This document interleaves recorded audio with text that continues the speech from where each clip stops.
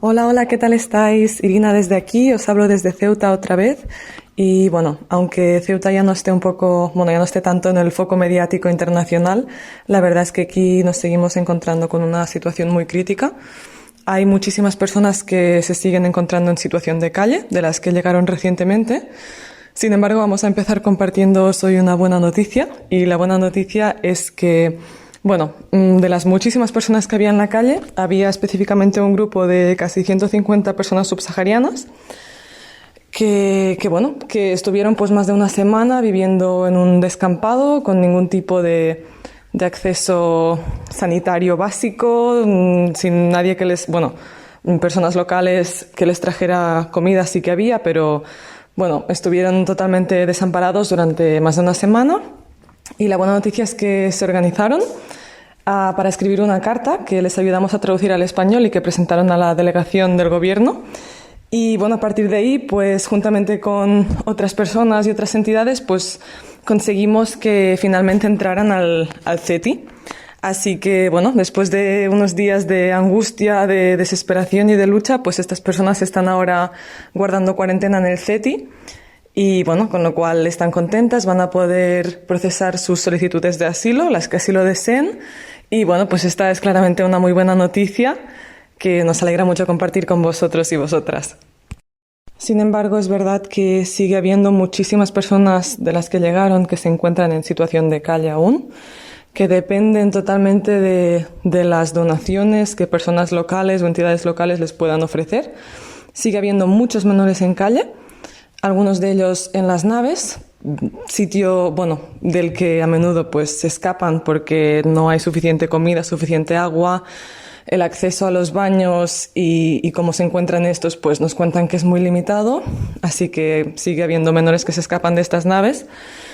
Y y la policía pues también está siguiendo un poquito con la caza de menores en la calle, y algunos de ellos pues los llevan a las naves o los centros estos habilitados, o a muchos de ellos también pues tenemos constancia de que les han devuelto ilegalmente a Marruecos, así que las devoluciones en caliente ilegales siguen aconteciendo. De hecho, queremos denunciar que hay menores que conocíamos desde antes de esta llegada de personas, concretamente de un chaval de 16 años que llevaba en Ceuta pues unos 3 o 4 años, que fue tutelado por la ciudad, que estuvo en el centro de menores La Esperanza, y que la policía, en una ocasión le apalizó y en otra ocasión, le acabaron devolviendo a Marruecos. Algo que es totalmente ilegal y que claramente pues era tan fácil como buscar su nombre y ver que efectivamente este niño era un menor que llevaba años en Ceuta y que además había sido tutelado por la ciudad autónoma. Como el caso de este chaval, desafortunadamente hay muchos más, o sea, no solo han devuelto a personas que han llegado ahora, algo que ya es ilegal de por sí por las maneras en cómo lo están haciendo, sino que además han devuelto a personas, tanto menores como mayores de edad, que ya llevaban más tiempo en Ceuta, años incluso, que hablaban español, etcétera. Y la situación en las calles pues sigue siendo la misma. Hay muchísimas personas que se encuentran en situación de calle, muchas de ellas menores, que se esconden por no ser avistados por la policía y que posiblemente les devuelvan ilegalmente o los traigan a las naves, donde muchos de ellos no quieren estar.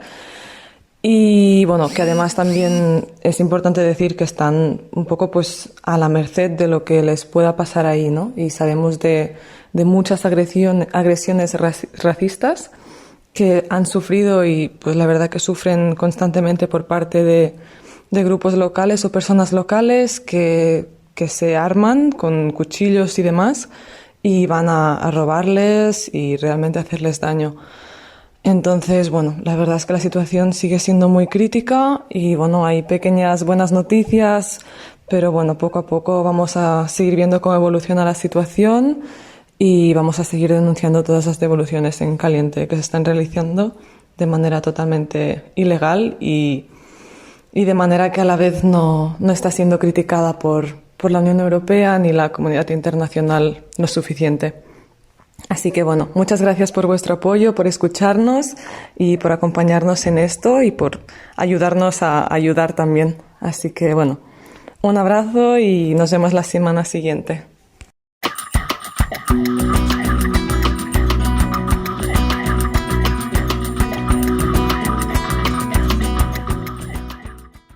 Hola, soy Filo de Solidary Wheels en Melilla. La semana pasada, a raíz de lo que sucedió en Ceuta, vimos intentos de saltos en la valla durante 5 días consecutivos, durante los cuales fuimos testigos de devoluciones en caliente dirigidas por la Guardia Civil Española. Concretamente, voluntarias de Solidary Wheels fueron testigos de devoluciones en caliente en el dique sur y en la frontera de Mariwari. En el dique sur vimos cómo la Guardia Civil golpeaba a personas intentando entrar por el punto más lejos de la valla y por el mar, y como a las personas que lograron entrar y pisar el territorio español fueron subidos a furgones a la Guardia Civil, llevados a un punto 300 metros más lejos de la valla, donde hay una puerta. Esta puerta se abrió por los dos lados, el lado español y el lado marroquí, y las personas fueron... La Guardia Civil iba pasando a estas personas una por el otro lado de la valla, sin respetar el procedimiento individualizado para cada persona, es decir, la protección de menores no acompañados y las personas con derecho a solicitar la protección internacional.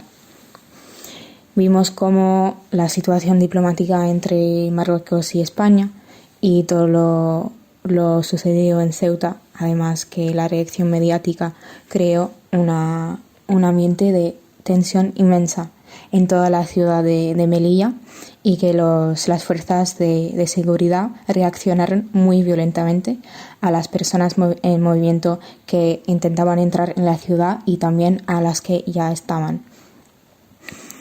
Como parte de nuestro trabajo de acompañamiento jurídico, fuimos al puerto con personas extuteladas que intentaban viajar por vía legal a la península, pero que fueron rechazados por la policía que hace el control en las puertas, aunque tengan la documentación correcta para poder viajar. Y además, por primera vez, vimos a violencia física por parte de la Policía Nacional a estos chicos extutelados en el puerto. Es decir, vimos a un policía golpeando con porra a chicos extutelados con tarjeta de embarque y resolución de residencia en la mano, y impidiéndoles que entraran en el edificio del puerto y que subieran a hacer cola para pasar el control de policía.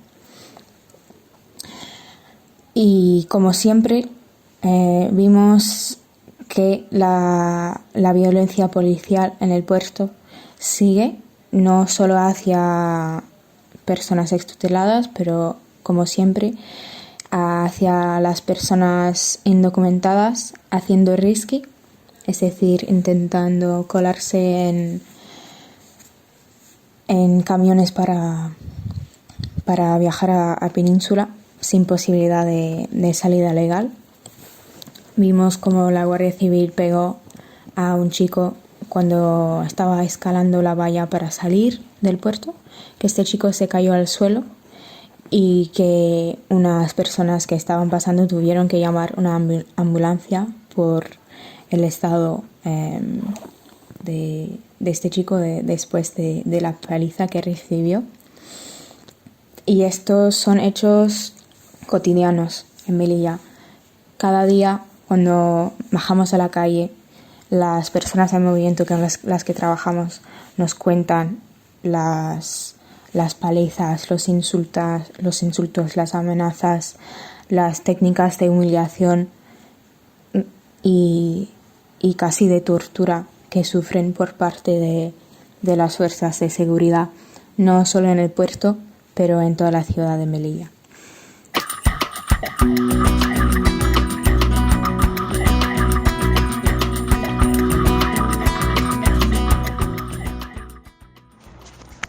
Buenas, soy Bárbara, os hablo desde Noni Kitchen y os voy a contar qué ha pasado en la última semana en el norte de Bosnia. Una vez más, como os digo otras veces, no estoy ahí, pero os voy a contar lo que nos transmiten los compañeros que sí están ahí ahora. Pues la última vez ya hablamos de un desalojo que hubo a uno de los grandes edificios abandonados donde vivían cientos de personas. Después de eso, los llevaron a un campo de refugiados donde no había lugar para todos y donde no les dejaron entrar y tuvieron que volver caminando. Fue una semana de muchísimo trabajo y muchísimas distribuciones porque las cosas de esa gente se habían tirado. Entonces llegaron y se encontraron que no tenían pues tiendas de campaña, mantas, sacos de dormir, ropa, y entonces fue una semana con muchísimas distribuciones que casi se agotó lo que había en el almacén. Tuvimos la visita de unos donantes de Italia, que son gente que nos apoya mucho desde hace tiempo, y nos compraron zapatos para distribuir y así, que fue pues siempre algo muy útil, ¿no? Durante la semana más o menos estuvo tranquilo, pero el viernes otra vez las autoridades llegaron a un lugar donde están viviendo las personas, que lo llaman la jungle, ¿no? Como la jungla. Es en el bosque, como no les permiten estar en estos edificios abandonados, no hay sitio en los campos. En el norte de Bosnia, en esa región que se llama Onasana, está prohibido alquilar como una habitación o una casa. La gente local, si les ayuda y les mete a alguien que está migrando en su casa, puede tener problemas con las autoridades. Entonces acabaron viviendo en un bosque, donde se crearon como tiendas de campaña y así. Pues llegó la policía y los volvió a desalojar el viernes y se los llevó otra vez a unas 200 y pico personas, según la prensa local. Se las llevaron otra vez al campamento este que está lleno, que es el que se llama Lipa. Y pues otra vez, mucha gente volvió andando, sin nada. Las autoridades quemaron absolutamente todo. Tenemos vídeos de cómo quemaron todo, tanto tiendas de campaña, comida, leña incluso, porque la leña la gente la usa para cocinar y para calentarse, porque las noches a veces son frías, es una zona muy húmeda. Y es bueno proveer leña, ¿no? Porque así no tienen que cortar árboles, que al final daña el ecosistema de la región, y también las autoridades quemaron esa leña. Entonces la gente está como con mucha tensión. Al mismo tiempo hay muchísima presión hacia quienes están ayudando, como siempre, pero estos días ha sido mucho peor. Entonces, por ejemplo, hace unos días unos compañeros desde Velika Kladuša se fueron a un pueblo donde viven muchísimas familias a llevarles la comida. Van 2 días por semana a llevarles comida y cosas que puedan necesitar, ¿no? De higiene, de ropa y así, que la gente pide. Y de la que estaban ya la policía les paró y no les permitió continuar por el camino que lleva a esa aldea, lo que se tradujo a que las personas no pudieron recibir ayuda ese día. Una mujer, por ejemplo, que realmente necesitaba leche para su bebé, acabó yendo caminando ella con su mamá, el bebé de ella y el bebé de su mamá, a Kladuša caminando, que son varias decenas de kilómetros, para poder allí recibir la ayuda. Entonces, y hace unos días a 2 compañeros en Bihać la policía los paró porque estaban dando comida a unas personas migrantes y les confiscaron el pasaporte. Al día siguiente los mandaron ir a comisaría y han decidido que los van a expulsar del país, una cosa que es totalmente irregular, que ya ha pasado más veces y que en otras ocasiones lo hemos llevado a juicio gracias a abogados locales y pues obviamente hemos ganado el juicio frente a esas irregularidades, pero mientras las hacen pues van impidiendo que la gente pueda ayudar. Esta es la información de esta semana. Un abrazo a todo el mundo.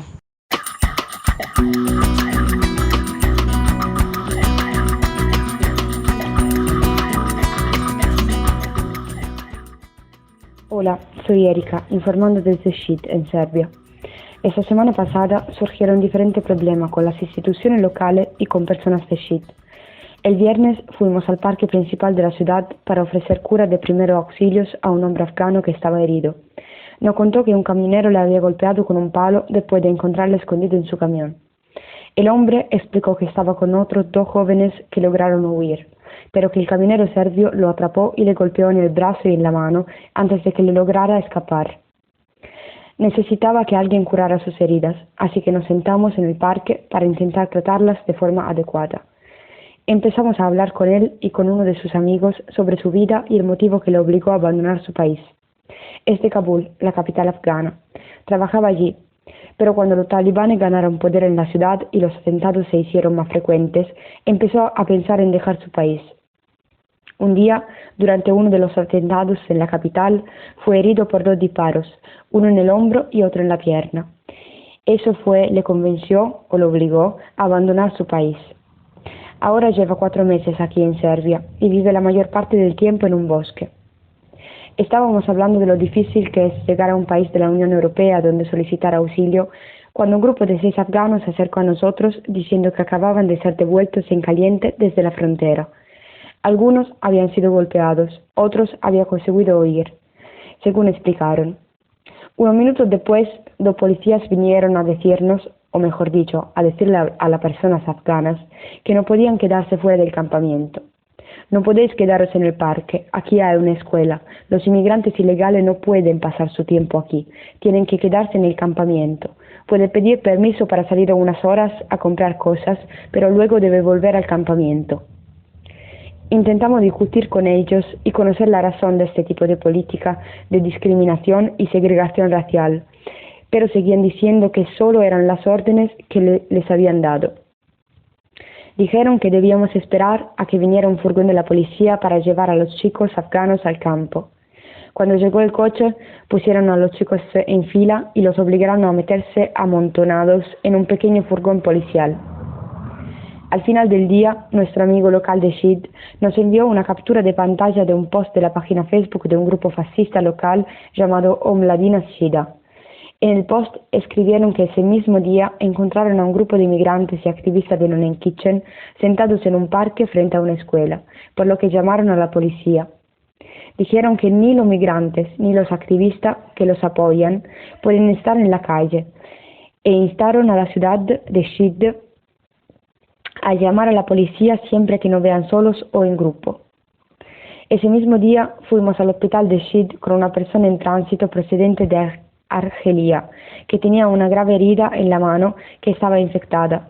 Nos recibió de mala manera una doctora que se molestó por nuestra presencia y estuvo haciendo múltiples preguntas sobre el origen y la situación legal del chico, insistiendo en que él tenía que volver al campamento para ser tratado. Tras continuas presiones, la doctora le acabó diciendo al chico que debía pagar 50 euros para ser atendido. Intentamos limpiarle la herida por nosotras, pero como la infección parecía ser muy grave, al día siguiente volvimos al hospital y pagamos el tratamiento del chico. Sin embargo, esta vez la misma doctora nos dijo que creía que la herida había sido causada durante una pelea y que debía llamar a la policía antes de atender a esa persona. No le importó el hecho de que el chico dijera repetidamente que se había lesionado la mano al caer sobre un cristal roto. Al final salimos del hospital sin recibir ninguna ayuda, para evitar un encuentro innecesario con la policía, que trata a la persona en tránsito de forma racista y discriminatoria. Hace un par de días, durante una distribución cerca del lago de Shid, nos paró un grupo que empezó a discutir sobre qué estábamos haciendo cerca de un lugar donde la familia y los niños descansan y pasan su día tranquilamente. En realidad, solo estábamos distribuyendo tranquilamente alimentos y ropa a la persona en tránsito, pero según el miembro de ese grupo, nuestro comportamiento molestaba a los lugareños y se sintieron obligados a llamar a la policía. Ayer, mientras volvimos en tren de una cita con el dentista, con un chico pakistani, nos encontramos con 2 personas en tránsito que, según nos contaron, llevaban atrapados en la ruta de los Balcanes desde hacía mucho tiempo y víctimas de repetidas devoluciones en caliente. Mostraban algunos signos de trastornos psicológicos y por eso estaban tumbados en el suelo del tren. Más tarde vimos que un local que estaba en el tren y que luego llamó a la policía, lo grabó y lo publicó en la página Facebook Omladina Shida. Al llegar a la estación de Shid, se reunió a toda la persona en tránsito y se le pidió la documentación del campamento. Los policías los han metido en un furgón policial y los han devuelto al campamento. El pakistaní que estaba con nosotros nos ha dicho que a las personas que son devueltas al campo para la policía, aunque no hayan hecho nada malo o ilegal, se les castiga obligándoles a limpiar el campamento durante todo el día. Lo ocurrido esta semana no son episodios puntuales y separados de racismo y discriminación. El enfoque local político y de seguridad hacia la persona en tránsito no deja de empeorar desde 2016 y empeoró aún más durante y después de los meses más difíciles de la COVID. Hay que recordar que esto no es algo aislado. El discurso de la Unión Europea sobre la persona en tránsito ha estado criminalizando a la persona que está migrando o ha migrado y a la persona activista a favor de los derechos humanos. negar el derecho de las personas a circular libremente por los espacios públicos y obligarlas a que sean víctimas de devoluciones calientes violentas desde la frontera y del centro de la ciudad, significa que se ven obligadas a vivir en un sistema de apartheid en el que se le mantiene fuera de la vista de la comunidad local. Al mismo tiempo, se criminaliza la solidaridad y se anima a la ciudadanía a denunciar a la persona en tránsito a la policía. También queremos destacar lo que pasó hace unos días en Italia. Musa Blade, un chico guineano de 23 años, se suicidó en uno de los criminales centros de repatriación de Turín. Llegó a Italia hace meses o años y se encontraba en Ventimiglia a principios de mayo, a punto de cruzar la frontera que seguramente le hubiera permitido llegar a su meta, Francia. Todavía estaba en territorio italiano cuando 3 hombres italianos le dieron una paliza con palos, patadas y puñetazos. Fue trasladado al hospital en estado grave. Al día siguiente decidieron deportarlo al centro de repatriación de Turín para hacerle revivir la experiencia de la cárcel, como en Libia, y para hacerle esperar el momento de devolverlo en caliente de vuelta a su país. Allí fue puesto en cuarentena, según dicen, por razones médicas, sin tener en cuenta sus necesidades psicológicas después del viaje, de la paliza y del saber que sus sueños y todos sus esfuerzos se habían desvanecido el día en que fue golpeado y capturado en Ventimiglia. Lo encontraron colgando del techo con una sábana, solo, como lo habían dejado. Podemos considerarlo un suicidio, pero es mejor llamarlo un asesinato institucional y del Estado. Vlade solo tenía 23 años, como muchas de las personas que arriesgan su vida en la ruta de los Balcanes o del Mediterráneo. Tenía 23 años y ya había experimentado el racismo, la violencia, la tortura, la deportación, la segregación, la prisión. Todo eso lo vivió solo porque tenía una buena razón para salir de su país, pero no un buen pasaporte para hacerlo con seguridad.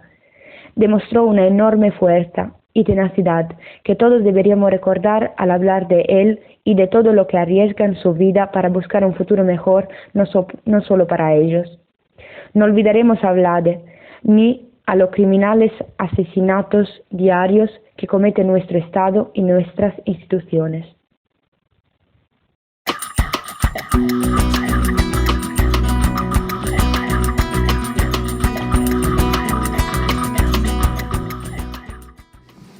Hola, soy Ariana desde Patras y os voy informando un poco desde aquí. Está llegando el verano y cada vez se ve a más personas que se van desde el puerto de Patras yéndose en ferries de vacaciones a otros países de Europa. En la historia los puertos siempre han sido muy emblemáticos, siendo un punto de movimiento donde se encuentra gente de todo el mundo.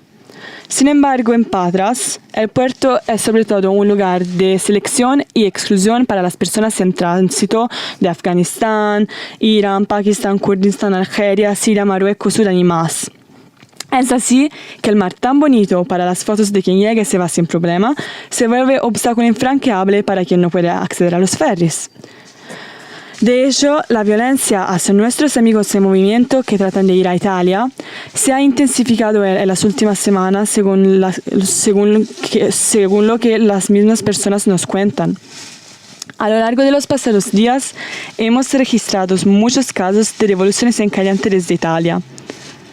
Las personas devueltas no tuvieron la oportunidad de disfrutar de su nuevo destino, que ya fueron descubiertas en el barco y devueltas en el siguiente viaje hacia Grecia.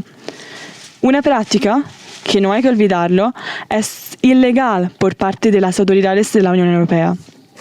El pasado martes, además, 6 chicos de Afganistán e Irán que viven en una de las fábricas abandonadas cerca del puerto nos contaron cómo los habían tratado las autoridades del puerto. Nos dijeron algo como: el policía me ha preguntado dónde podía darme bofetadas. Yo le he dicho algo como: por favor, no en la cara. Así que me ha golpeado el cuello. Ha sido gentil, nos dice riendo. Su risa junto a los ojos bajos y lleno de tristeza del otro chico sentado cerca de él daban una idea clarísima de cómo la violencia hace parte de la vida cotidiana de las personas en tránsito. Es una violencia estructural que no solo hiere físicamente, sino mentalmente. De hecho, solo en los últimos 2 días, por lo menos 3, 4, 5 personas de nuestros amigos nos han pedido ayuda para encontrar a alguien que les dé apoyo psicológico. Nos dijeron, I can't sleep, I'm becoming crazy here. Es algo que se oye mucho por aquí. Y la tensión se hace tanto más fuerte, tanto más la violencia se hace sistemática. Por ejemplo, nuestro amigo de Afganistán tiene 2 manos rotas después de haber recibido un empujón por parte de un policía. Y cuando se fue al hospital no fue atendido por no tener papeles. Pero nos sonríe mientras les cambiamos las bandas. Y bueno, no pudo jugar al balón con sus amigos y con nosotras cuando fuimos a jugar en una de las fábricas abandonadas. Sin embargo, quien no juega por lo menos puede aprender nuevos idiomas. En las ventanas sucias de nuestro coche hay escritas en farsi, árabe y pashto, y son las clases que nos han dado nuestros amigos, muy pacientes amigos, ya que vamos despacio en nuestro aprendizaje. Y estas tardes de voleibol y aprendizajes todas y todos juntos les permiten divertirse y olvidarse por un ratito de la violencia sufrida a lo largo de los viajes. Bueno, ¿qué más? Para concluir, una buena noticia. Estas semanas hemos recibido una donación de ropa y comida desde Vir Pakistan. Quiero decir, muchas gracias de verdad. Y con esta imagen un poco más alegre os dejo. Y hasta la próxima semana. Bye